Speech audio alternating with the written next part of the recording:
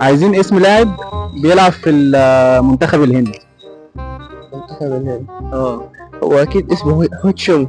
السلام عليكم. عليكم السلام ورحمه الله وبركاته. انت اسمك ايه؟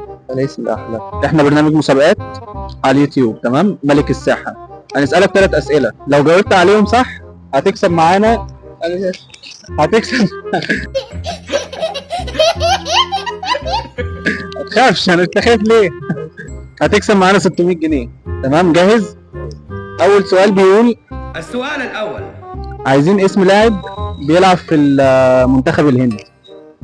منتخب الهند. اه هو اكيد اسمه هوتشونج. لا، ده انت كده ده ياباني ده. اه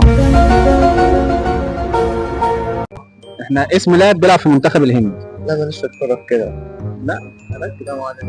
والسلام ورحمة الله. مسابقة ايوه. ثانية بس خلص معايا بس. عايزين اسم لاعب بيلعب في منتخب الهند. لا ما يعرفش. فكر كده. منتخب الهند اه. امان شاروخان. عاش. ألف مبروك. أول 200 جنيه. 200 جنيه كسب معانا. طب هنرجع له تاني بقى معلش.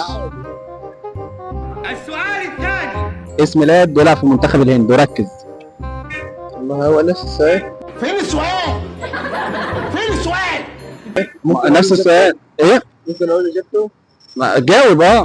لسه اجابته. لا ما هو لا، احنا عايزين لاعب تاني بقى.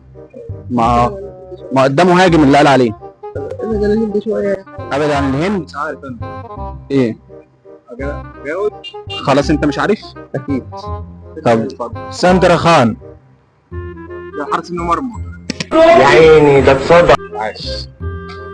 لا حاول تركز، انت شكلك هندي. انا بلعب كوره اساسا في الهند؟ في الهند. ما شاء الله. اخر سؤال معانا، والسؤال ده حاجة تانية بقى. هبعد عن الهند. انا اكيد مش هعرف اجاوب. لا هغيره لك والله. هغير لك السؤال.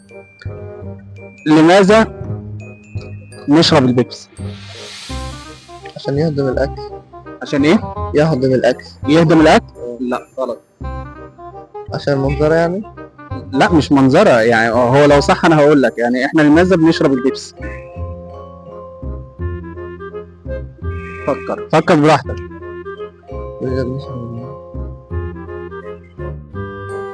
قولوا لنا حاجة يا جدعان، أي كلمتين بس هو على طول، يعني أخوكم مزنوق. استعين بصديق. هي اكيد لازم تستعين. هتجاوب خلاص انت. ثانية بس. السؤال عشان لماذا نشرب البيبسي؟ انا مش على سفر يا عم، مش معايا اختار كام، مش عارف اختار 500 جنيه. لأنه لا يؤكل. الله أكبر عليك! إيه الحلاوة دي؟ إيه الحلاوة دي؟ ألف مبروك، كسب 600 جنيه وهارد لك ليك يا أحمد. وده كان مقلب، ده تيتو معانا في البرنامج، زميلنا برضه صاحبنا. موافق إن البرنامج يتذاع؟ اه يا صاحبي بجد؟ حبيبي.